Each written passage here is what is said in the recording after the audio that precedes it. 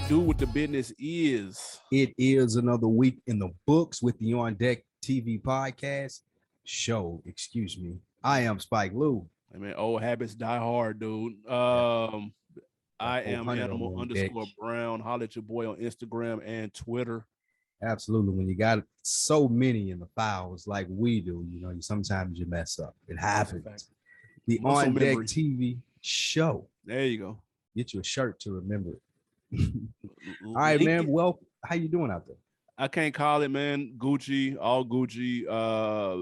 Had a good ass weekend. Had a low key weekend, really though. Honestly, I really don't be doing shit. I love not doing shit. Y'all gotta try that shit out, man. Not doing shit is amazing. That's a sign of getting old. Facts. I 100% look forward to not doing it.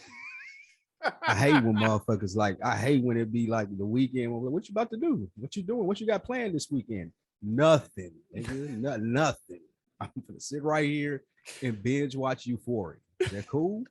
Cool. Been working hard all week, nigga. Y'all waving that.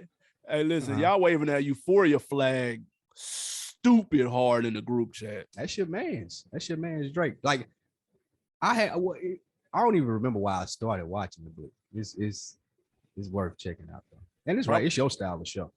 Probably peer pressure from the group chat, nigga. I've definitely taken no suggestions from our group chat. Not one. Not one. Shout out our group chat. Not on TV.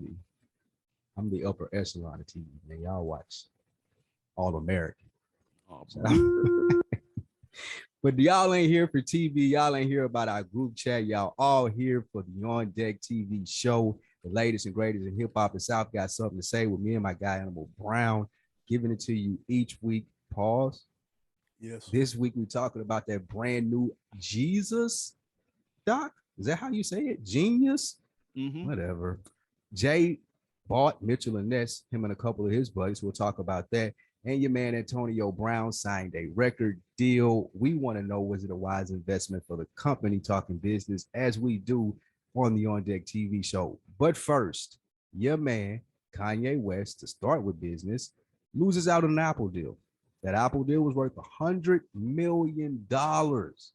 He did this, Animal Brown, to drop his album exclusively on a stem player. Was this a good idea, bad idea? You don't know yet. Listen, I don't know about that $100 million number because I could have swore it was 2 million. And then I think I seen 20. And now all of a sudden it's 100. And I'm like, okay, I don't believe that. That sounds like some Kanye shit. It does. It sounds like he inflated the shit. And I understand he's not going to debunk that. He's going to let that narrative go. He's going to let that ride on now. Y'all thought I had 100 on the table. I turned it down. I'm a boss. Yes. He's not going to say shit. But we'll run with that. I'm going to say it's somewhere in between. I'm going to say 20 million, and that's pushing it. But it was a streaming deal with Apple, and they apparently were pissed because he's not dropping his album on streaming sites. And so the same way that they streamed the first Donda show in Atlanta, I guess they had plans to do the same for the Donda 2 show in Miami. That's a wrap. He's dropping it on this stem player, which actually already existed. A lot of people are acting like the stem player is new. This actually came out with the first Donda. Real quick to get nerdy, stems as it relates to music are the individual instruments in the beat. So like when you get your shit mixed and mastered, they mix the instruments and the sounds individually with the vocals individually, and then we all obviously hear it together. This stem player lets you tamper with that and separate and take out and double down on certain sounds. You can create a whole new version of the song that you get. So you can put hella songs on there. It's like a 2022 MP3. It just happens to come with this album. So I don't want people to think you're paying $200 just for the album. The device is a thing on its own. It's been out. He owns it. It's his shit. It's his tech, Yeezy tech, I guess. Anyway, I think it's a good idea. He did sell about $2 million worth of these stem players in 48 hours.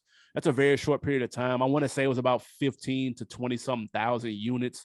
So that's pretty dope. He's controlling his own narrative. If he owns this music, I don't know who. I think he's still on Def Jam. Not 100% sure. But let's say he's independent. This is very dope. This is similar to what people thought that people like Beyonce could do, Taylor Swift could do. They could have their own app and release their own music on their own. Like, they don't need labels. Some people don't need labels, dude. Some people don't need streaming sites. Kanye is one of those people. So for him to take matters into his own hands long term, this is a good idea. What you think? This is what innovators should be doing. I agree with 100% with Kanye West taking this route and saying, hey, you know what? I'm going to change the game. I'm going to stop bitching about shit. I'm going to stop saying the stuff not fair, and I'm going to change the game. I didn't know that it came out, like you said, with the Donda 2. Excuse me, with the Donda, the first one. I didn't know that. But being that it's his tech, uploading it similar to like Jay did, but he had to go through Samsung and do all of those different things. This is his. This is what we expect from someone who calls himself the Walt Disney of our generation. And go build Disney World, nigga. This is Disney World. This is giving people the option. So when Kanye West makes you familiar with it, the reason that it's a big deal is now you have other artists that can do something similar that aren't as big as Kanye West. They now have the opportunity to stop crying about getting less than 1 cent per stream. And you say, you know what? I'm going to pull a Nipsey Hussle and put my CD out for $100 because I don't have to be Kanye West to do it, because Yeezy taught me, to quote him directly. But I think this is fire. These are the things that I expect from someone like Kanye West when he says that he's an innovator, when he says it's beyond music and he sees the bigger picture. This is what I love to see from him. This is why I like it. This is why I think it's a great idea. Yeah, no, it's dope. And the device is cool. Like, you know, you can add songs on there and do the same thing to other people's songs. It's pretty cool. My question. Okay, go ahead. Yeah. So you said you don't know if he signed to a label. Like, isn't he on Def Jam? To my knowledge, he's still on Def Jam. But to pull a move like this is interesting because I feel like they would have to green light that. That's what I was about to ask. So even if it's the Apple deal, even let's say that $100 million number is true, right? Does he have to pay, or do they get they cut off top? Like, how does that work with the label? That's what I'm saying. That's my whole point. How do they get paid? Right. Because if you're telling me, hey, Kanye, if Apple is like, hey, Kanye West, come put your album exclusively on Apple Music, Def Jam, or whatever, Island Music, we're gonna be like, whoa. Like, what do you mean just putting it over there? We want our product everywhere. Yeah. Like, I don't got nothing to do with you in this $100 million deal. So I'm wondering, is that something that stopped it? And then even with these, the portable things, like, is it a thing where do the labels have to get their money from this? Like, when he reports his sales from it? That's a good ass question. And like, if bro, first of all, the $100 million number is cap. I'm willing to put any amount of money on that. I ain't even gonna lie. That's Kanye West numbers are cap. Possibly. This is album sales. Everything but album, all that shit with the music, well, excuse me, not the music, but the clothes and this, all that shit's cap, in my opinion. $100 million is no fucking way. Kanye can get away, but let's not for one album. Far-fetched.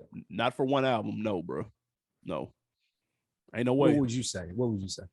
Exclusively, if I'm Spotify, if I'm Apple Music, if I'm Tidal, and this shit comes straight to mind for a month. Single digit millions. Absolutely not. You're crazy. Shit. You're insane. You're insane, dude. Is you sick? Like, the number, the price negotiation is starting at 10.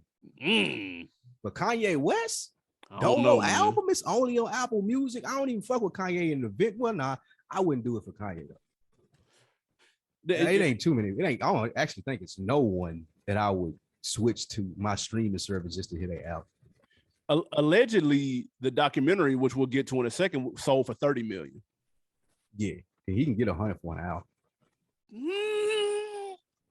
They ain't put no juice. He ain't got no juice in this documentary, right? Yeah. Oh. Yeah. Now, he a part of that. All right. Yeah. Speaking of, we need to tell what the show was about. That's my bad. Yeah. ATL, hip hop, Mount Rushmore albums, fire episode. I hope you guys are ready for that. I got a lot of feedback on this. This should be a fantastic episode for the Hall of Fame, for the books, whatever. Absolutely, man. Stone Mountain is not Atlanta. It's not Atlanta. Nothing is Atlanta. Decatur is not Atlanta. Perfect North topic. is not Atlanta, nigga. Perfect topic for the climate right now. Mount Rushmore of Thanks. Atlanta albums, man. We'll get to that in a second. But first, the documentary of the century, Jeen-Yus, part 1 of 3, aired this past week.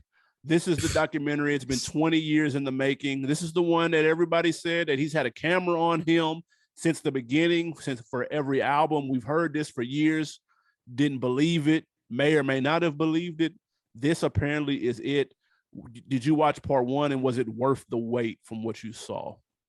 The On Deckers can always tell when you produce the show because we got all this Kanye fucking talk, and I'm sure probably some Freddie Gibbs and some Drake in here everywhere. But to answer the question, no, I didn't watch this. Nothing about this caught my eye. Nothing about this made me want to stop a moment of streaming Euphoria over the weekend and say, hey, man, let me check out that Kanye doc. Especially when I read that they were giving people flack for not being excited and saying they downplayed Kanye. And then the backlog behind that came out and said, well, actually, he'd been in here and done this 10 times. So by the 10th time of this thing being acted out on camera, of course, we're not excited anymore. So a lot of it, again, that I seen seemed fabricated. I'm not going to be a full-fledged hater and say that I won't ever watch it, but I'll probably do like I did with that OJ doc. I feel about the same way about that. I waited about 6 months until everybody seen it and got it out of the system. And then I watched it, and I was thoroughly surprised, and I was impressed by that being as good as people say it was. Not sure just because of how I feel about Kanye West antics, if I'll like this, but at some point I'll watch it. Yeah, the antics won't matter. You can not even know who Kanye West is and watch this, and it'll be crazy. Really? What makes you say that? Because it's not necessarily about Kanye West, the person. There's like a bigger overarching story that everybody can relate to. And I think that's what makes this. That's why this isn't even for fans. I think this is just a really good ass documentary about somebody who went against the odds and believed in themselves when others may or may not have. And that's just a story that people can relate to. You can flip that 100 different ways and it can work. It's just really crazy that if you are familiar, you know how this story turns out, which makes it even more nuts. But if you didn't, watching it along and being along the ride, it's going to hit just the same because it's very, very well done. As a Kanye West fan. No, that's what I'm saying. But I've talked to people. I've talked to people who aren't Kanye West fans that really like the documentary. That's what I'm saying. That's my point. Hip hop fans is just like general, like just people that don't like Kanye West, or they indifferent for him. People that don't like Kanye West, like real talk. They'll be like, this is the one that you don't need. I felt this way about the Pac Resurrection. I could take my mama to see Pac Resurrection. My mom's, for the record, my mom's not into Tupac at all. But I could take her. That he did when he voiced it over. Yes. And they pieced together everything. Yes. So you're comparing this to that? That was a classic documentary. This is on its way though. Shout out to my partner. He texted me on Friday. And this was before I even watched it. I hadn't watched it yet, but I already knew what he was talking about. He said he said probably the dopest documentary I've ever seen. It's only episode 1. Hey man, Exxon Supreme 93. Y'all is on it just because y'all like Kanye. I don't believe that. Who said he liked Kanye West though? That's my point. I don't believe him. I don't believe it, dude. This nigga calling it the greatest documentary ever after one episode. Yes. It's that fire though. Think about it. Think about who we're talking about and how long the footage goes back to 98, dude. Like you speaking and not seeing it is blasphemy, but I'll entertain it for the sake of this podcast. It's going back to 98, dude. So like he been grinding since 98, since the 90s, which I did not know actually. So it's really, really done. And then the scenes with his mom, and bro, like that shit hits on a whole nother level. Like his mom was his number one fan. Is it because of the rare footage? Is that why that person and you are giving it so much? Like you watched the first one, right? Yeah. You waited 9 months to watch Ozark when it dropped, but you watched this the day it came out. Absolutely not. It's fire though. What was it for that person? Did you ask? No, because I already knew. I didn't want no spoilers because I hadn't seen it yet when he told me that. I was like, man, I'm gonna check it out. But I see what it is now. As soon as I watched it, I was like, oh yeah, this is it's different. It's showing his story unfolding, bro. He was a nobody. And the Def Jam thing that the person was like, yeah, he went to 10 different people. Yeah, but the thing is, he may have played it 10 times to 10 different people, but that doesn't mean the same person heard it 10 times, because they showed him going from room to room to room, playing it for people, and they were like, yeah, that's cool. You know what I'm saying? They completely played him because that's how he was getting played by Jay, and that's how he was getting played by Dame. They played him as a producer. They're like, bro, just make beats, bro. Like, that's how everybody faded him. If you watch all of the drops. When people see him and they go, my guy Kanye, he next up, man, hottest producer, and nobody will let him rap, dude. That's what I'm trying to tell you. It plays out that way in more than just Def Jam offices. So yeah, the person, whoever that was like, yeah, he played it 10 times. Okay, cool. It was, who's that beat out? Nah, big dude, the fat one.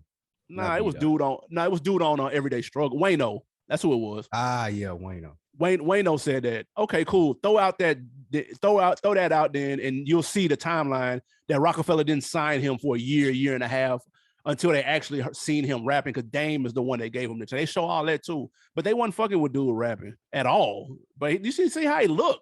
He got the chipmunk mouth and shit. He wearing the polo, bro. They weren't fucking with that. You know what I'm saying? Like, it's really, really like, good.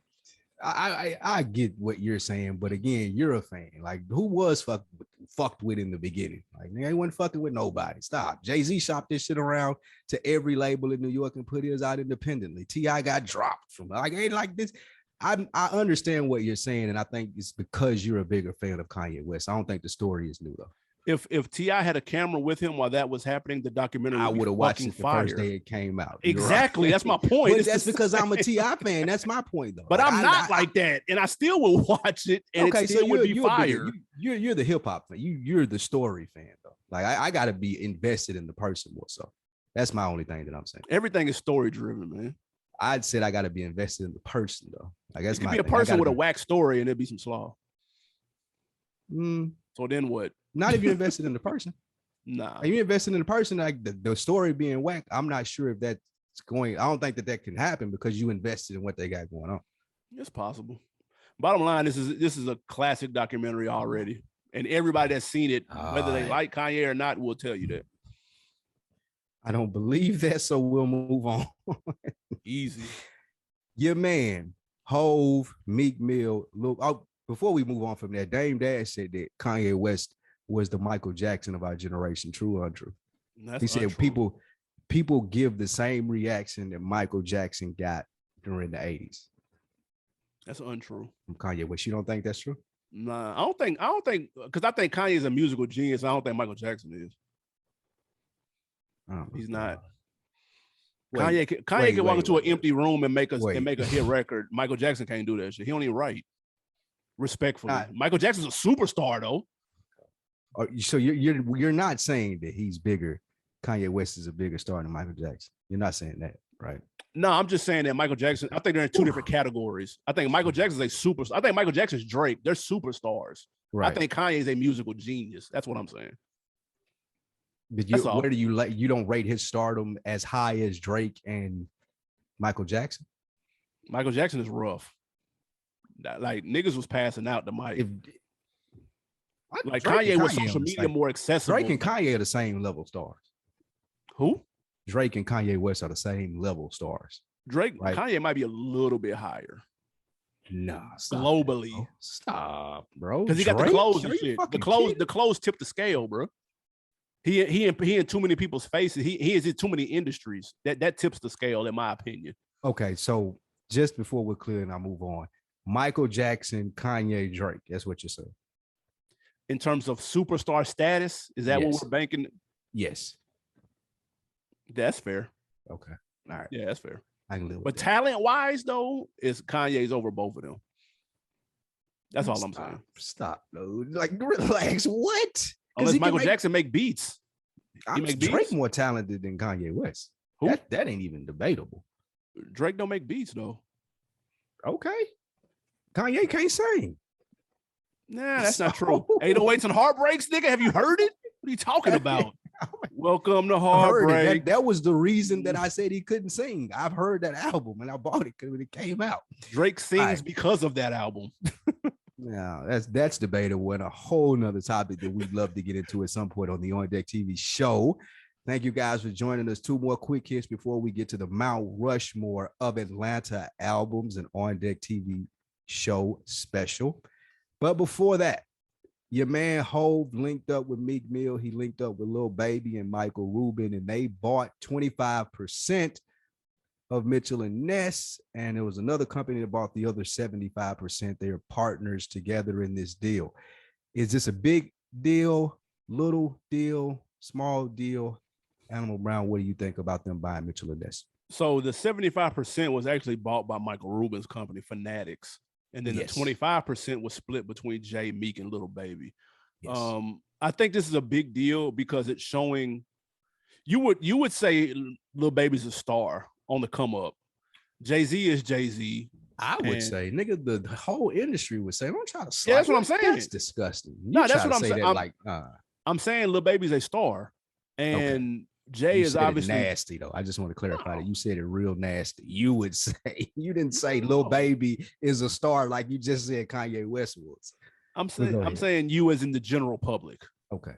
Would say that Lil Baby's a star, Jay is who he is, and Meek is Meek at the end of the day. You traditionally don't see this many people of that stature link up on one deal. Everybody wants to have their own name on the top of the deal, bro. They want their own name on the headline.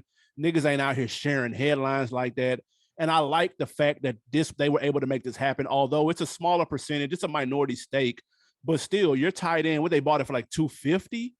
Like, bro. They bought it for $250. The company made $350 last year and $70 million in profit. Okay, damn. So listen, I remember I used to watch Gary Vee used to have his little meetings on YouTube and shit. And he always told people to buy into brands that used to be something and that have fallen off on hard times. And then because history always repeats itself and you can always make shit cool again if you're the right person. So they probably bought it. I don't know if that's considered like on the cheap or a decent ticket for it, but they must have plans for it, and I'm excited to see what they do. I'm just glad that Meek, Jay, and Baby were a part of it, and they weren't clashing heads and with big egos and shit. I think that's super, super dope, and we need more of that because then you can make bigger acquisitions. You might not need a Michael Rubin next time. 4 or 5 niggas can go in on the Broncos, dude. You know what I'm saying? Like stuff like that I think will be dope. So I think it's a big deal because of that. 4 or 5 people going in on the Broncos. J.R.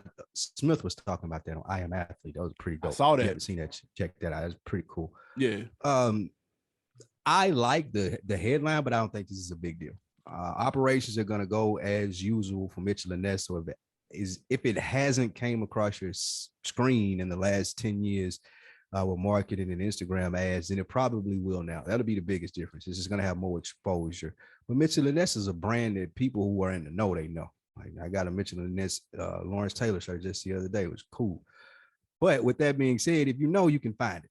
I don't think that these 3 guys are going to add as big of anything to it. Michael Rubin's company they also bought Topps sporting card company not too long ago. So there's a play in that field for it. And the classic Mitchell and Ness stuff, what they do is make classic jerseys. They reprint, make retro stuff for the people that don't know. That's what Mitchell and Ness is into. And again, part of this purchase is Mitchell and Ness is going to run business as usual. They have their own operations. It's a separate entity.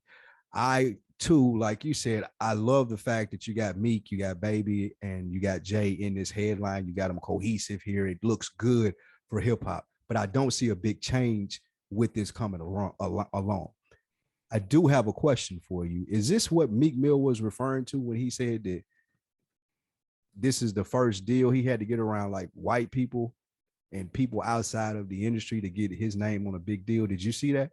Yeah, he said Michael Rubin and Jay-Z were the only 2 people that were putting people on and they were not hiding information. They were actually he was the first time he said he had got put on to some real business shit. And I think that was more of a slight to Ross than anybody else. That's petty as fuck. That's how I'm taking it. Cause Ross got 100 wing stops. He got a whole bunch of shit. Cause he said it wasn't, they teach you how to own, not franchise or not. What is it called? Like license or franchisee or something? Not license, an endorsement or sponsorships. Sponsorship. There we go. Yeah. I think that was a slight to Ross too, and I think that's petty. And It is. again, we're hard on me on this podcast, me in particular, because I expect a lot more from him. And when he do petty shit like this, like Rick Ross changed his fucking career. Like, let's not forget that. That's a fact. And let's not also forget, bro, sometimes you're not ready for those conversations. That's true too. Great job of preparing yourself and being ready for it when Michael Rubin and Jay-Z presented it to you.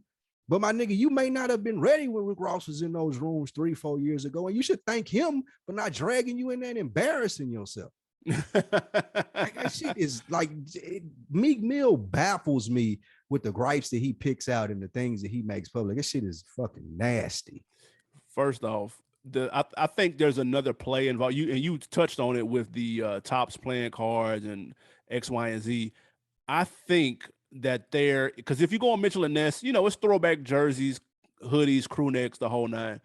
There could be another play involved with something that we just don't know. There may be a chess move involved. But I'm looking on here and I'm actually shocked because I'm thinking it's all jerseys. They got some nice ass like hoodies and sweaters. And, like, these just, there's a satin Pistons jacket, nigga. I might order right now while we talking. Like, this motherfucker hard. You been asleep. Mitchell and Ness got some shit on there, nigga. I see. Yeah, this fire ass little scullies and everything, dude. Like, yeah, they on. They got some fire ass shorts and everything, dude. Like, I'm asleep. Yeah, it's tough. I might get. I ain't gonna lie. I might get this motherfucker. And it's the last XL. That motherfucker hard. No way you wear XL. I'm on my way to a large. Fuck you mean? 5 a.m. has been working out. I see you. Man, good job, son. Captain America, nigga. Black Captain America coming this summer. Now you're taking it too far. Now you're taking it too far. Oh man, let's move on, man. Before we get to this Mount Rushmore topic, your man's Antonio Brown, the other AB. Running my name through the mud. I don't appreciate it. You had to switch it up. I had to switch it. I had to get out of there. Between him and Adrian Broner, that nigga made you change your name to CJ, dude. Him and Adrian Broner ran a block high. It's a wrap. That's free agent Antonio Brown in sports is a free agent in music no more. Fuego Music signed him to a $5 million record deal. Simple question: is that a good investment or a bad investment? For Fuego Music, this is awful. You guys would be considered a joke for the rest of the time that your app is around, because you gave $5 million to a motherfucker who took his pads off in the middle of a game and acted a complete buffoon of himself. Cool. It's going to get you clicks. It's going to get you views, but you'll never be taken seriously. Like, you could have let any independent artist, you could have let these $5 million to battle rap niggas. There was an abundance of routes that you could have took, but you chose to give Antonio Brown $5 million to be the face of your company to rap. Like, nobody in the room thought that was a bad idea. This company could not, like, if I'm wrong, please play this back in 5 or 10 years if they've blown up, which I highly doubt because of the decision that they've made for the person to be out in front of their company. I don't know what this is. I don't know like how you would describe this. I would consider it an awful idea if I worked at Fuego, if I were able to talk to the people who had made this decision. I could have advised them of a lot better. Give me a yell and I'll consult you guys on better decisions in marketing. But this is terrible because, again, you'll always be considered a joke because this is the one you led with. This is what you came out the gate with. It's terrible. It's some slaw. You mentioned marketing, and I think this is all at the end of the day what this is about. I think when you see record deals or different deals with high ass numbers, I think there's a lot of incentives involved. And if you max out those incentives, it may equal up to $5 million. If you don't max out those incentives, it's not going to hit that. And so therefore, they're just basically whatever they had to pay up front, who knows what that amount was, they paid that for this marketing right here. For all these incentive, give people an example of something you mean.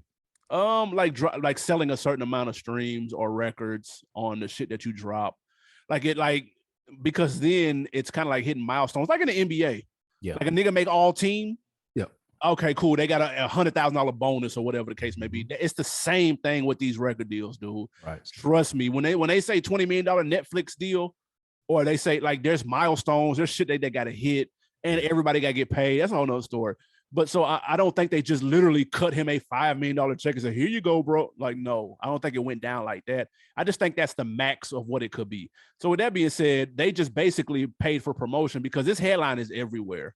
And the headline is everywhere for today, maybe a little bit of yesterday, maybe a little bit of tomorrow. So whatever pub they got off of this, I hope it was worth their money. And now people are looking into whatever the hell Fuego app or Fuego music is. Like, I don't know. It's some type of platform that's supposed to help independent artists. Maybe they get a couple of people sign up and they make their money back off of that. But it's all for the pub. They don't take dudes seriously. I'm not taking them seriously. You're not. Nobody listening is ready for that Antonio Brown album. I promise you that.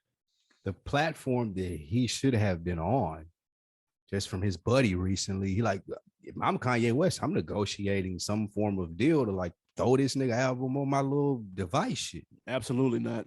Yeah, why not? Them niggas was hanging out at the Super Bowl with Kanye West in his mask. They been cool.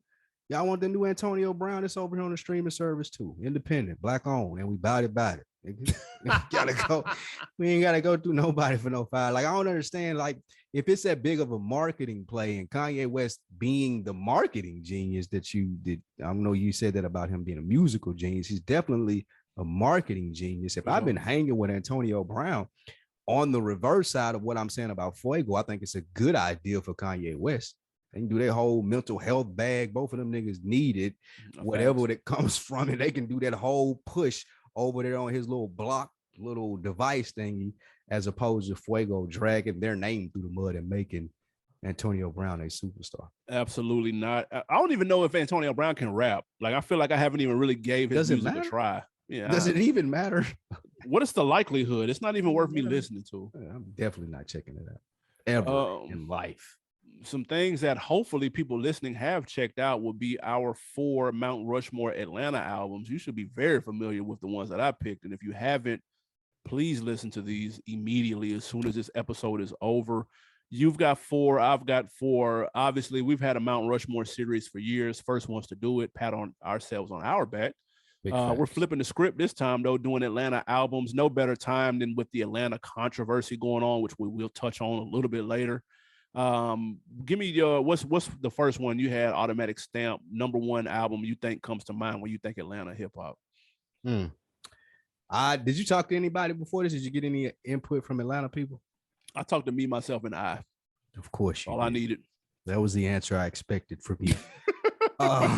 With that being said. I think that I have a different way I want it. I think that there's 1 or 2 albums that are clearly going to be on both of our lists, right? Yep. Would you agree or disagree? You think? Yeah, I'm sure. Okay, and Outkast, Aquemini, right? No. Aquemini is not yours. AT-Aliens, nigga. Okay, so we can't do this way. All right. What? So for me, yeah, absolutely. You're wrong. And here's why. I have the perfect Mount Rushmore of Atlanta albums and the reasoning behind them just based off Atlanta's music history. I personally nailed this. This is what I do. So to start with it, the first album that I would have on there is Aquemini, Outkast. And the reason I wouldn't put Southern Playalistic or I wouldn't put AT-Aliens, this is when I think that this is the upper echelon of lyricism in Atlanta. Like, this is like the pinnacle of one of the best rap albums. Dre and Big Boy was doing their thing on here, and they had gotten to the point where like this was the last normal album. So for this one, I feel, that's it, right? Yeah. I feel like that this is the standard lyrically, and that's the reason that I had to have that one there. Like, there's a fast, like that was how I was introduced to Atlanta with Outkast. Of course, ATL and Southern Playalistic, but this I feel like is their best album and says Atlanta. Yeah. Now, don't get it twisted. That's a classic in my opinion. I love Aquemini. Love it to death. I just have to give it the slight nod to AT-Aliens because it came first. No, 1996.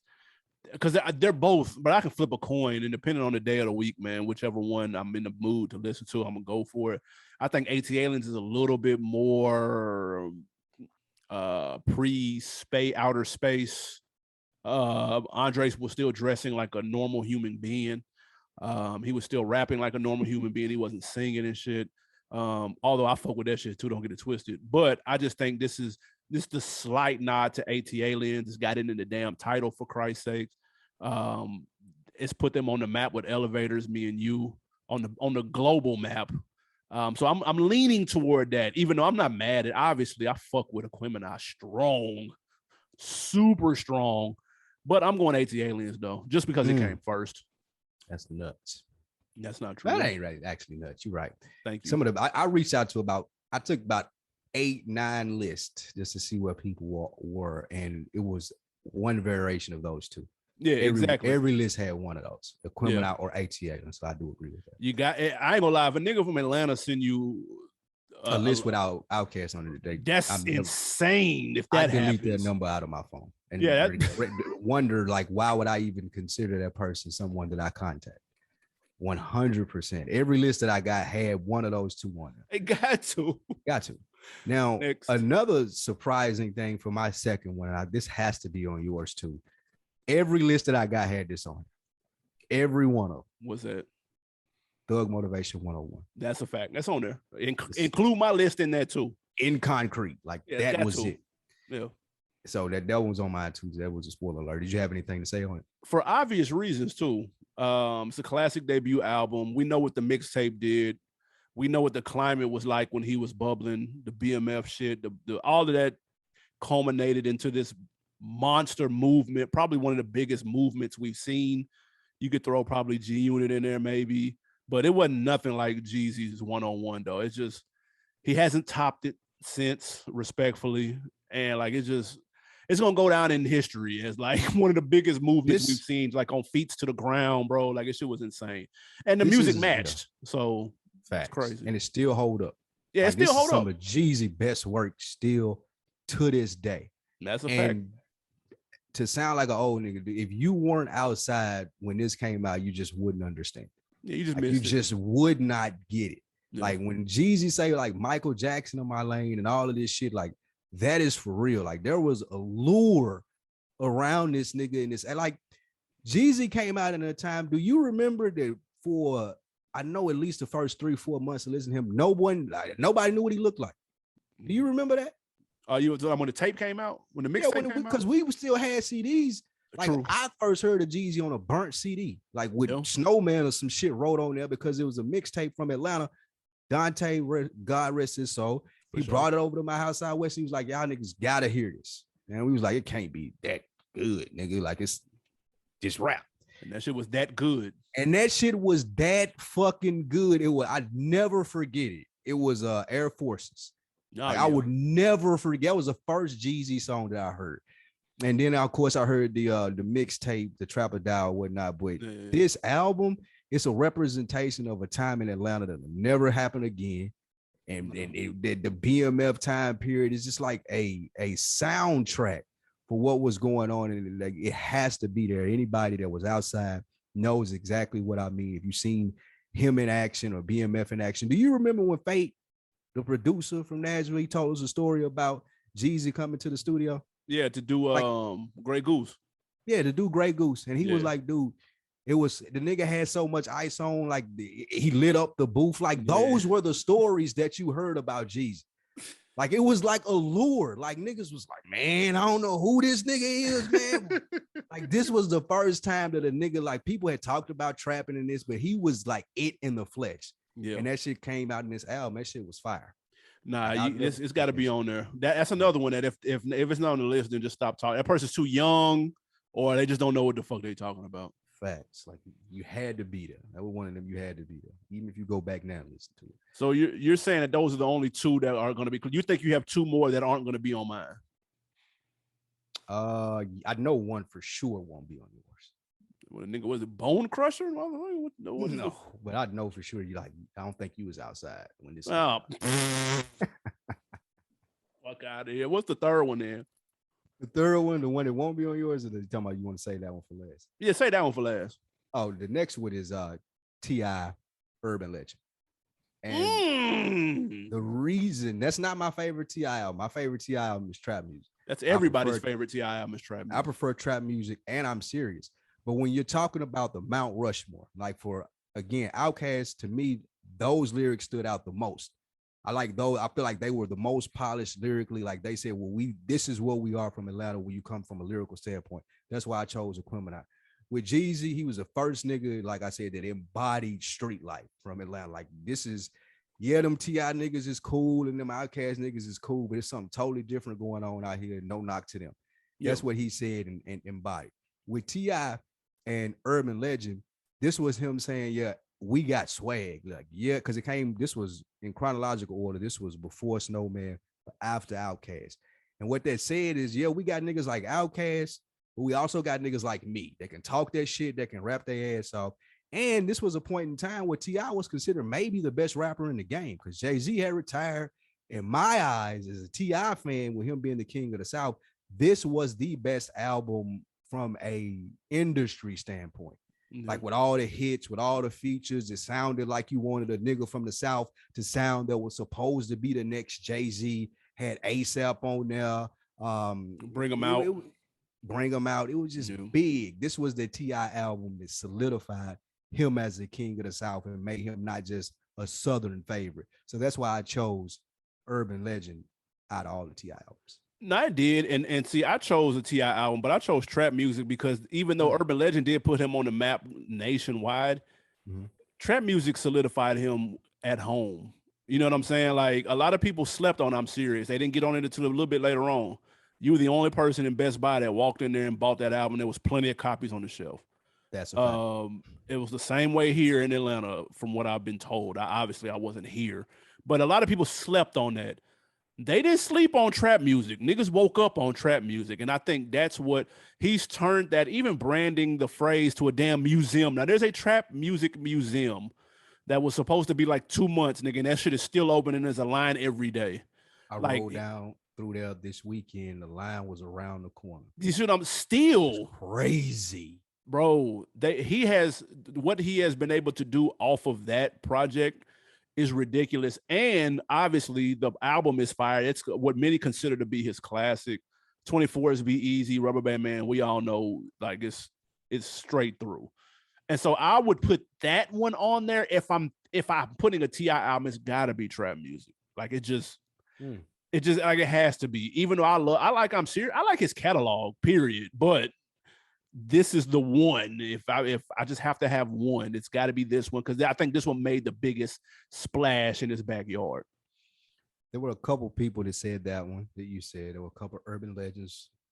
Big Jeff, shout out Big Jeff from Full Sport Press fame. He said King. That's an album inspired. That's probably his best album though. Absolutely not. It's between that and trap music. It's trap music. And then King is, and then Urban Legend, and then King. You could argue King really made him put a him superstar. On that put him on a superstar level. Okay, yeah, superstar, yeah. So that's why I wouldn't be mad if somebody said it. Yeah, yes, I wasn't knocking Big Jeff. That was an interesting King, but yeah, most people had a T.I. album too. Yeah, you got to. Facts. Who is your fourth person? You got Young Jock. No, absolutely not. I mean, it ain't that far-fetched a person. Okay. I just knew it wouldn't be on your list.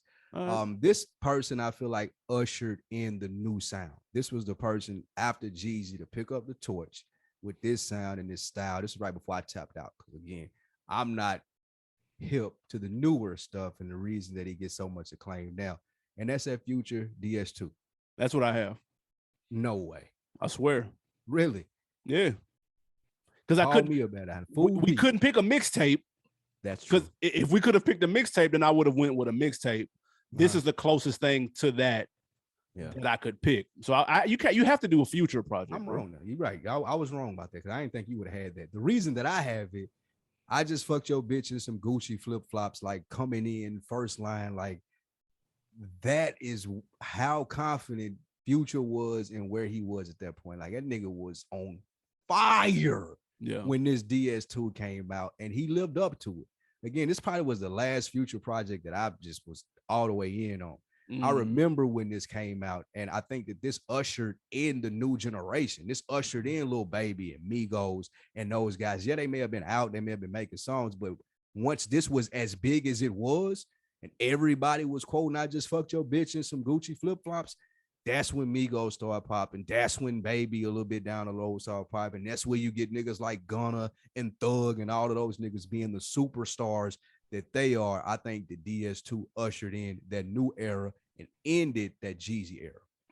I think what also helped is like you said, he was on fire. 56 Nights. This is 2015 for Future.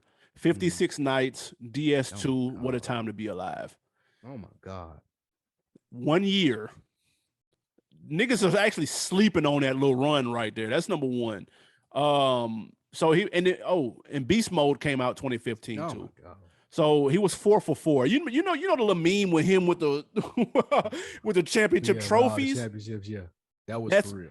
This is the album of that. You know what I'm saying? Like those are the 3 projects were mixtapes. Well, maybe What a Time to Be Alive, but that's a collab. We ain't counting that. This is the solo joint, and I know that's the Gucci flip flops is the infamous bar on there. But you gotta understand, if Future did a versus, he's playing at least 4 songs off of here, and like at least, dude, like he's playing Stick Talk, he playing Where Your Ass Was At, Where Your Ass Was At. He playing God Bless the Trap Niggas. He's playing Fuck Up Some Commas. Like he's at least playing 4 songs. Definitely playing Free Codes, dude. Nah, he ain't playing that. I'm be real. Definitely playing Free Codes. Nah, he ain't playing. Unless you got a light work nigga in there like Freddie Gibbs or something. But other than that, he playing that. That's getting skipped. He'll play real sisters before he play that. You had to be outside. You wasn't outside when Free Codes came out. So I get it. You ain't see what that Free Codes did. I get it, man. I had 1 foot indoors in 2015. I ain't gonna lie. I was almost in, dude. I was like, right, okay, I'm out. But no, the year he had was crazy. The run he was on was stupid. And if you go back and listen to that now, everybody that is trying to raps like that right there today. Yes. Everybody that's trying to rap, any nigga, go look up any independent nigga from the South, and they all sound like that. That same type of rhyme pattern that he's doing on there. They sound just they're clearly influenced by Future and this album. So I didn't. This one took a minute to grow on me because I remember when people were talking about. I was like, nigga, people call this a classic. I was like, bro, relax. Not gonna lie though, I get it. It makes sense. I couldn't do this without a Future project, and we're not doing mixtapes. We're doing albums, so that's why that won. So yeah, absolutely. I ain't mad at that. I ain't mad at that at all. To recap, I had Outkast Aquemini. Wrong one. No. Jeezy Thug Motivation 101. Yep. T.I. Urban Legend. Yep. Future DS2. I got Outkast. East Point's on Outkast. East Point is not Atlanta. AT Aliens, T.I. Trap Music, Jeezy TM 101, Future DS2. I got really the perfect Mount Rushmore. Like there's no way it's not these folks. I got some input from some people out there. M Extra. Okay. This should be good. Atlanta native. Okay. He said trap music. Okay. Aquemini. Thug Motivation 101. Okay. And Still Standing Goody Mob. Yeah, I wasn't into Goody Mob back when that came out though. Yeah. But I can understand somebody saying that though. Yeah, Goody Mob got a couple of votes. That Soul Food or that Still Standing. They don't dance no more. Let me see. I was most surprised that people thought that I was asking about R&B too. Like, what they got Usher Confessions? 4 niggas threw that Confessions. Hey, listen though. And let's be clear that's though. How hard that Confessions is. And niggas like, well, I know y'all niggas talk about rap, but I still gotta put that Confessions in there just so you know how hard that album was. Let's be clear nuts, though. That is nuts. And that Success, it's that good too. That Confessions is. It's that goddamn good. And it was that impactful, dude. That summer was nuts. That motherfucker was straight through. Man, listen, dog. Listen to that might be the last classic R&B album, bro. It might have been. That nigga Usher done himself with that bad. But the deluxe edition, that's let's get it. God.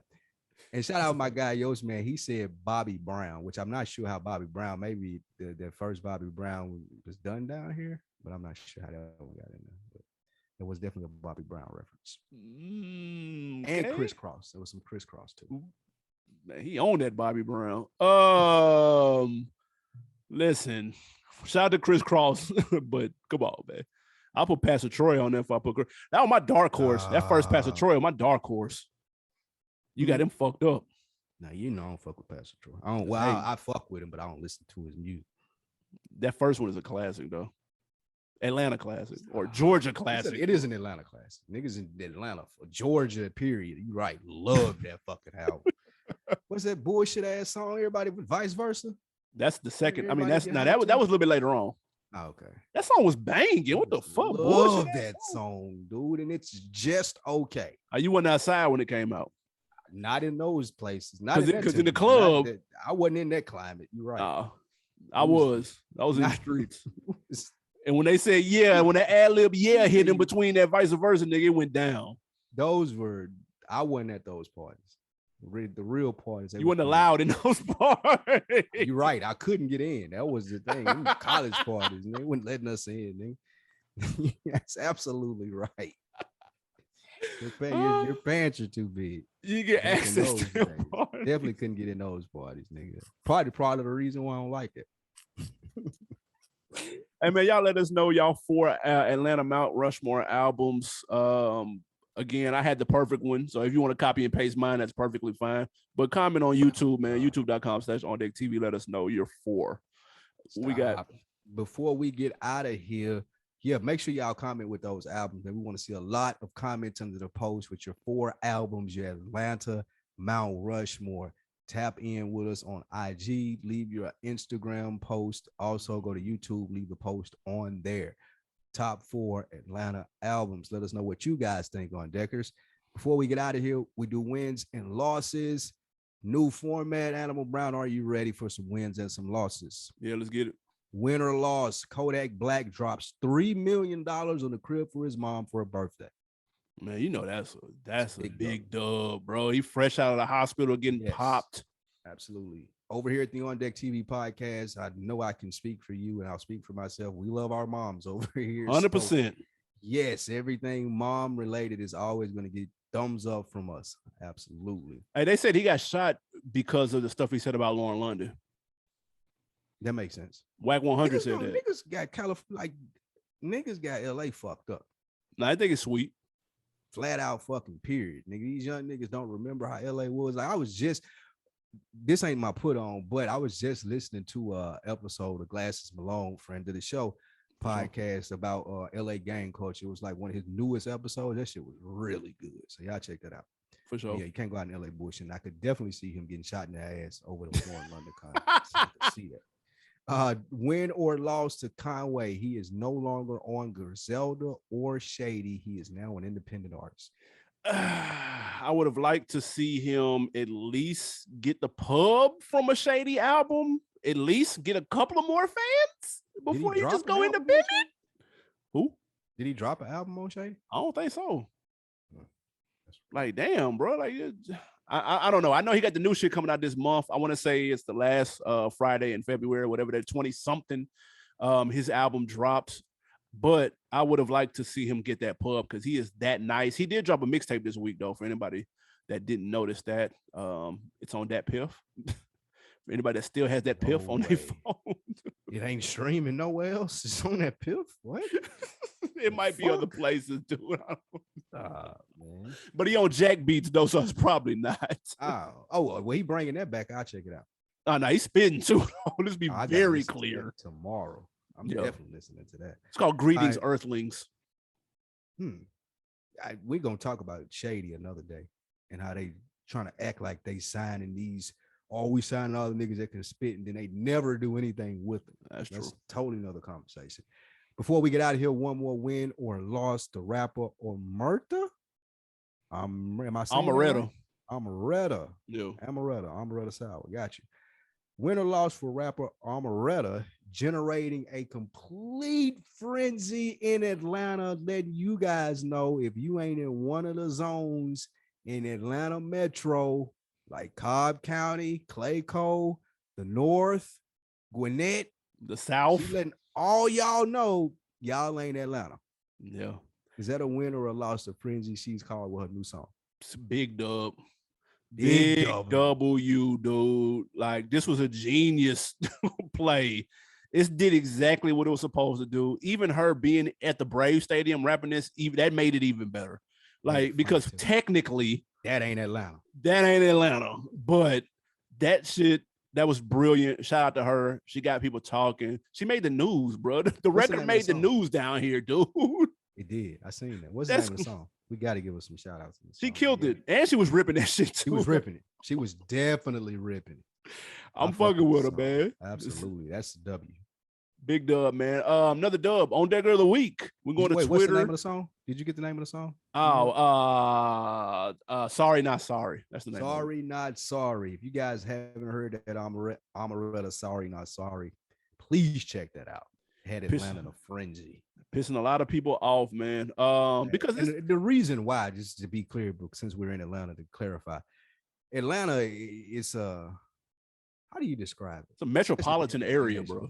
Big metropolitan area, but the direct downtown area is what most people would consider like a real Atlanta culture and not being the quote unquote outskirts. I was surprised that she mentioned Clayton County though, even though that's where the airport is at. Yes, that's true. So the airport, not Atlanta, too. It's like, come on. Yeah, she talking about Atlanta Metro, man, right there. So like Atlanta, like 6 people that live in Atlanta Metro. They got 3 single family homes and all condos, bro. Like, come on now. Yeah. Yes. I mean, but I guess this is prior to gentrification. Nobody lives in the actual Atlanta. Dude. You can't buy no land, dude. You can't get no house. Like, dude. The hoods is in Atlanta. That's what she. Well, yeah, that's true. But Atlanta, they got hoods in apartments too. So now that's where all of you get the North and all of that shit, DeKalb, Gwinnett, Roswell. It's like little hoods in all those places too. So that shit is it's not interesting. Atlanta. It'll be a video up on YouTube about it at some point, I'm sure. Oh yeah, for sure. Somebody gonna break that shit down. There's gonna be there's think pieces already. Facts. Before we get out of here, let's go to Twitter. Shout out excuse me, at MannyBoy985.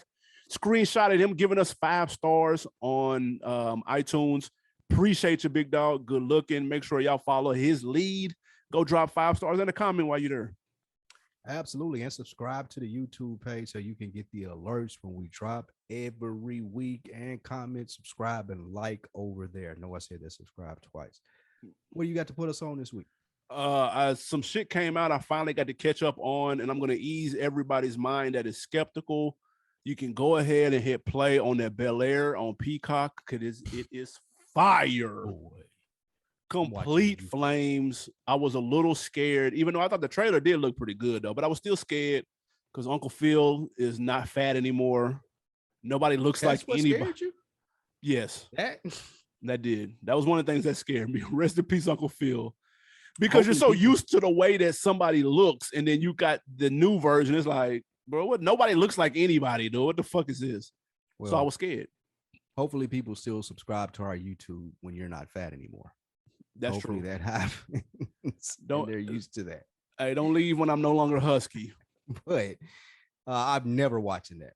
People have been trying to get me to watch it. I just can't do it. Yeah, they killed it. I'm not here for the drama. I didn't like the previews when they came out, so I'm good.